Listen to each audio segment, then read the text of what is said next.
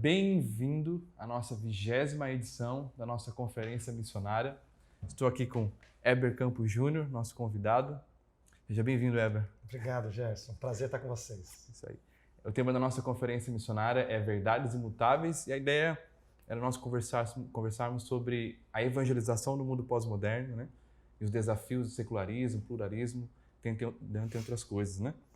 Eu queria que você desse um resumo para a gente do que a gente tem estudado nesses dias, como que tem sido, como você preparou esse tempo para a gente, o que veio ao seu coração.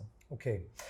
Quando vocês fizeram o convite para eu falar sobre missões em contexto urbano e também sobre secularismo, né, nos nossos dias, eu sabia que eu ia falar coisas relacionadas ao material de cosmovisão que eu já tinha desenvolvido, mas eu escolhi por base usar o texto de Atos 17, em que Paulo está lá em Atenas falando para uma comunidade que é distante do conhecimento da revelação de Deus na Escritura. Então, nós temos Paulo falando em contextos de sinagoga, em que ele conta a história de Cristo através de relação com o Antigo Testamento, mas ali você tem ele falando com pagãos. Então, ele tem que estruturar a mensagem de uma outra forma.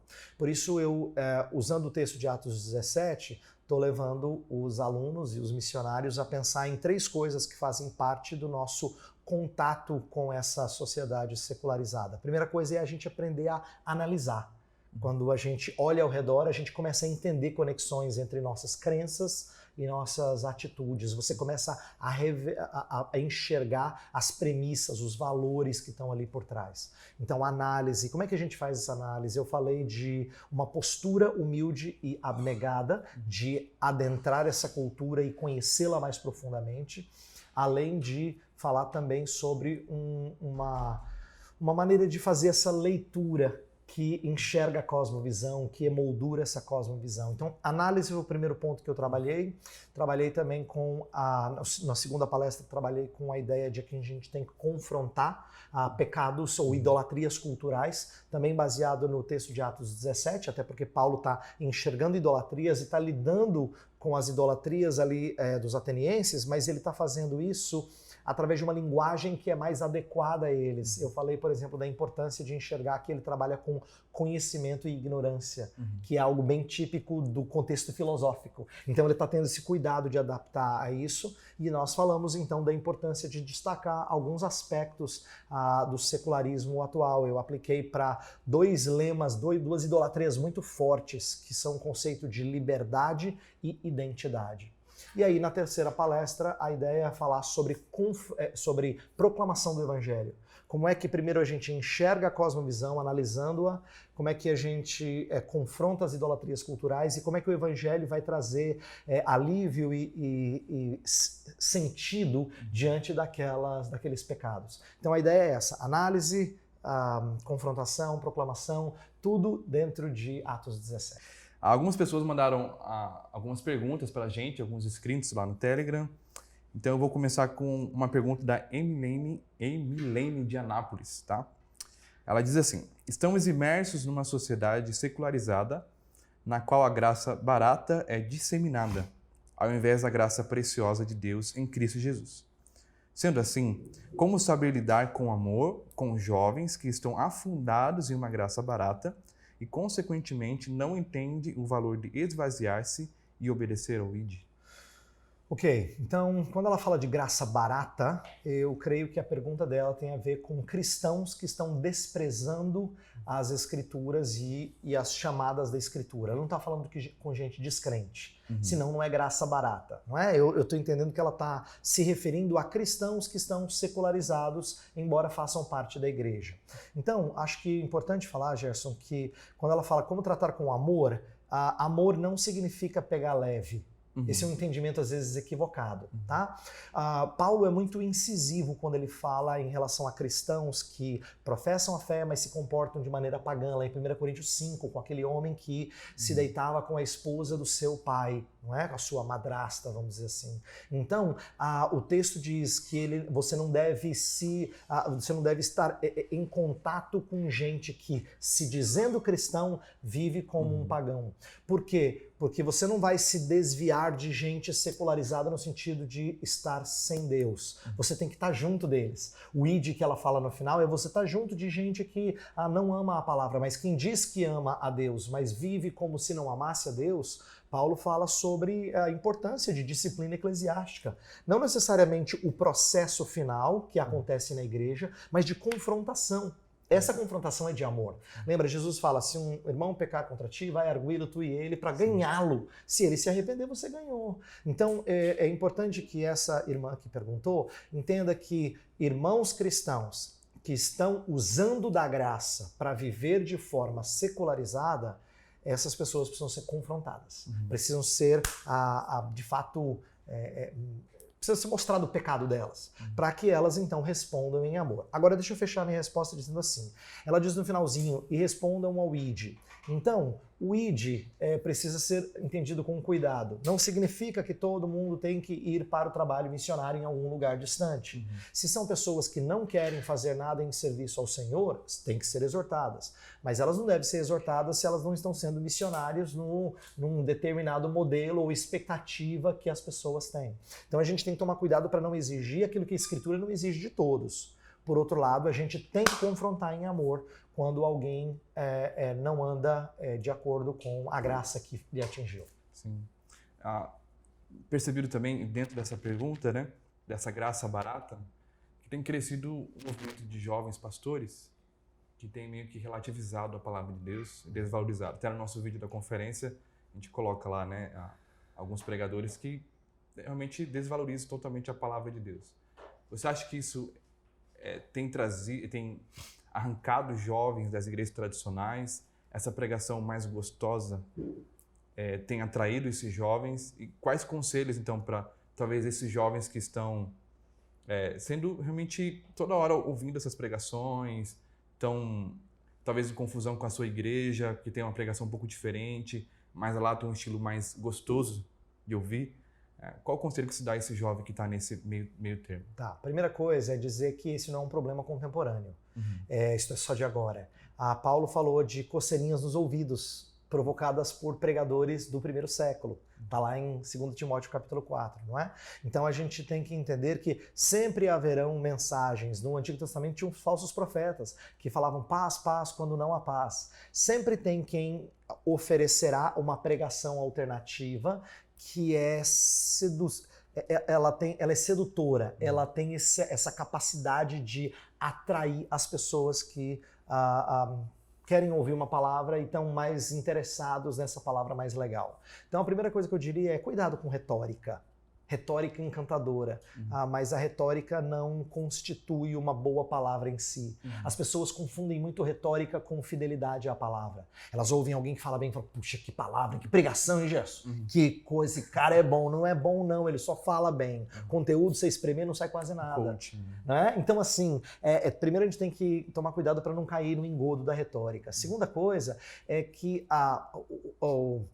o contexto de internet, que é diferente de tempos anteriores, você escolhe a dieta que você quer. E aí vai um aspecto interessante. Alguém recentemente, numa conversa comigo, usou a ilustração de você se automedica. Né? Então, assim, você está doente, você fala, eu vou tomar um pouquinho de pregador X. Aí ele toma um pouquinho de pregador Y.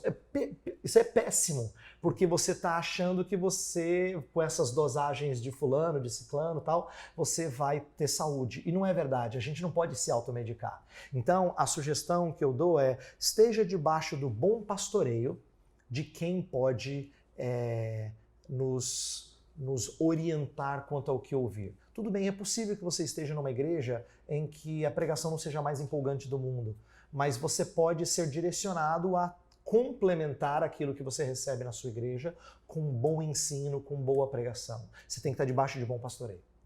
Legal. Uma outra pergunta ainda sobre ideia de Bíblia, né? Igreja. Como saber se minha igreja está se perdendo em meio a visões modernas? Então, para isso você tem que ter uma cosmovisão cristã aguçada. Isto é, você só vai conseguir perceber isso se você tem referencial bom.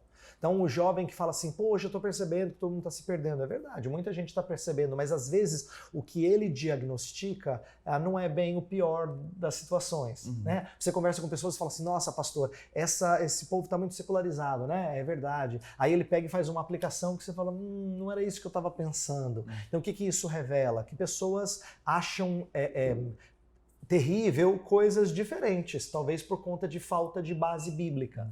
Então, para você saber se sua igreja está se perdendo em ideias modernas secularizadas, você tem que ter uma boa base, você tem que ter uma boa reflexão. Então, o que eu encorajo os nossos jovens a terem estude a Escritura, seja alguém que é treinado por outros a ser aguçado nessa leitura de elementos culturais. E tem gente que ajuda a gente nisso. Tem bons livros, tem boas palestras, então você precisa fazer isso. Uma segunda coisa é entender que a igreja sempre vai estar sob ataque, sempre. E cabe a nós, como parte do corpo de Cristo, sermos o mais úteis que nós pudermos ser. Isto é, mostrando às pessoas os perigos, não é? Aprendendo a ouvir, porque às vezes nós estamos mergulhados em perigos e não percebemos. E principalmente ficar focado em perigos que são constatados por vários e não só por você. Se você é o único a dizer isso aqui é perigoso, não tem mais ninguém dizendo, há uma chance de você estar errado. É bom que o corpo de Cristo reconheça que isso de fato é perigoso e que deve ser modificado. Tá? Legal. Nossa próxima pergunta. Um missionário num contexto urbano precisa de um preparo teológico ou missional? Então, todo missionário precisa de preparo. Essa ideia de que missionário não precisa de preparo, ela é ruim. Não é? Eu acho que, inclusive, a gente tem que cooperar, Gerson, e você é um cara que está interessado nisso e é um professor e tal, está se preparando e busca se preparar. A gente tem que quebrar com essa ideia de que quem estuda é teólogo e quem não estuda vai ser missionário, entendeu? Isso é horroroso. Isso é horroroso. Isso aí a gente tem que quebrar com isso. Então, você quer ser um missionário no contexto urbano? É claro que você tem que ter preparo. Agora, não significa que você tenha que ter vários anos de estudo para você estar preparado, que esse é o outro extremo. É a pessoa que diz assim, não farei missões antes de 10 anos de preparo bem feito. Não, meu querido, você faz missões desde o primeiro momento da sua vida cristã. A gente vê a mulher samaritana indo fazer missões no momento em que ela entendeu o que é a água viva. Ela corre para contar para os outros, não é? No entanto, em meio a um Brasil de tantas confusões, Gerson, há um mundo em geral de tantas confusões, é bom a gente estar bem treinado para a gente não engolir qualquer coisa. A gente tem um treinamento mínimo bem feito para a gente poder, então, fazer discípulos de forma adequada. Então, um treinamento teológico mínimo, um treinamento missional, claro, é muito importante. Se tiver oportunidade, eu encorajo todos a fazer. Pensando, e aí já vou entrar nessa questão também, tem rodado o Brasil, algumas agências missionárias e igrejas também, e eu percebo essa dicotomia mesmo, parece que a igreja não exige de um missionário um preparo teológico. Então, ele pode estar lá na tribo, na África e tal, mas ele não precisa entender as principais doutrinas dos apóstolos, por exemplo, mas isso é o Google, né? Essa dicotomia, então, o pastor que está no escritório, ele tem que ter a base teológica, e muitos falam que esses pastores não fazem missões, porque estão presos no escritório. Isso. E tem o missionário que está lá no campo transcultural, mas que não estuda muito teologia. Por que existe isso? Por que existe essa visão? Existe isso porque a gente tende ao desequilíbrio. É verdade que às vezes ficar preso no escritório é não se envolver como poderia se envolver. É possível. Mas não é verdade que quem não está indo para longe não está sendo missionário na sua mentalidade. Nós conversávamos isso num outro momento, de que todo mundo tem que entender que você pode ser testemunha de Cristo onde você estiver. E tem que ser assim. Então não é verdade que quem não vai para um lugar distante não está sendo missionário.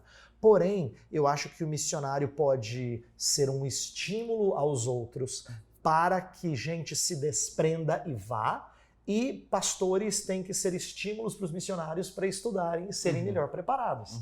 Em outras palavras, só paixão não dá. E tem gente que mede missões por paixão. Paixão não dá. Eu sempre digo assim, olha, você não pode ter sua paixão porque paixão oscila.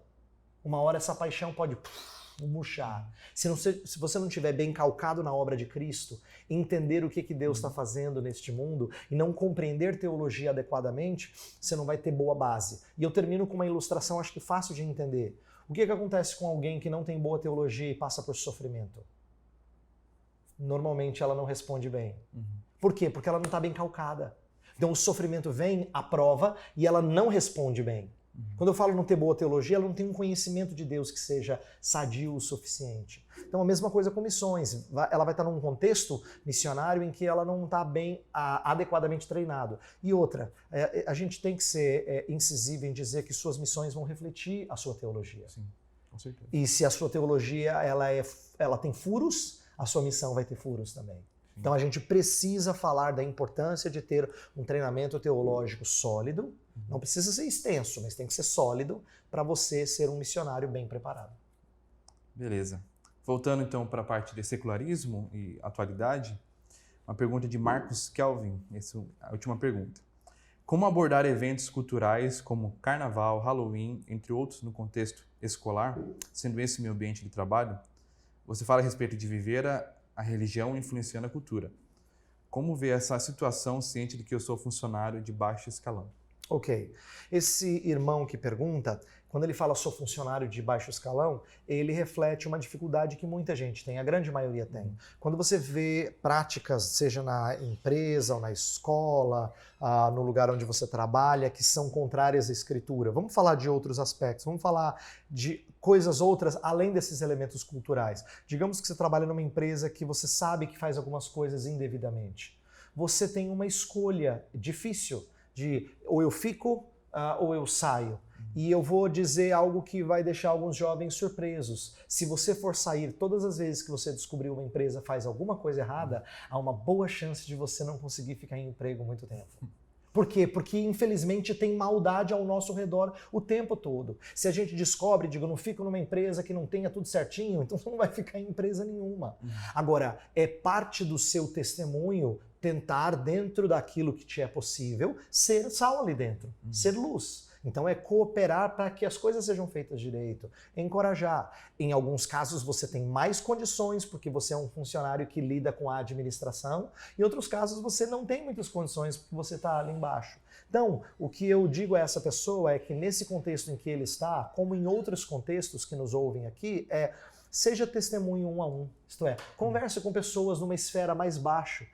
Diga por quê, talvez é um cristão, por que você acha que não é uma boa coisa a gente fazer versões de mundanismo na escola, né? Como um carnaval, por exemplo. Por que não é saudável nossas crianças ficarem experimentando um carnavalzinho bonitinho porque a gente as conecta com algo que é pagão? E por que isso não é legal? Por que isso... E se falado de maneira correta, é possível até argumentar para um descrente, embora ele não entenda as razões bíblicas, para um descrente, porque esse tipo de associação pode gerar certos males. A ideia era de quem seja ativo e gere as perguntas nas pessoas, né? Isso! Então, assim, ele pode não fazer mudanças estruturais. A maioria de nós nunca vai fazer mudanças estruturais, porque elas são difíceis.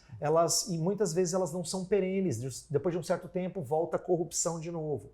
Então, a maioria não consegue. Mas, dentro daquilo que nos é possível, que é o testemunho pessoal, façamos isso. Sejamos sal onde nós estivermos. Entendendo que sal, eu sempre dou essa ilustração, sal não transforma o que é podre em algo adequado. Sal retarda o processo de apodrecimento moral. A ilustração de Jesus de sal é aquilo que era passado na carne, num tempo que não tinha refrigeração, para você retardar o processo de apodrecimento. Então, de certo sentido, é isso que a gente faz. Quando a gente está num ambiente e a gente é testemunha eficaz, a gente retarda o desandar moral daquele local. Mas não significa que a gente redime, que a gente transforma tudo. Então, se a gente mantiver isso em mente, essa perspectiva, eu acho que a gente vai ter expectativas mais bíblicas, mais saudáveis, mais realistas do que Deus pode fazer através de nós. Fantástico. Muito obrigado, Weber. Nada. Gente, pessoal vai assistir a gente no YouTube, se inscreve no nosso canal, do MPV, do PV Norte, também as redes sociais do Weber Campos Júnior, né? O pessoal que está na live também, muito obrigado por nos acompanhar. E essa foi a entrevista com o Weber Campos Júnior.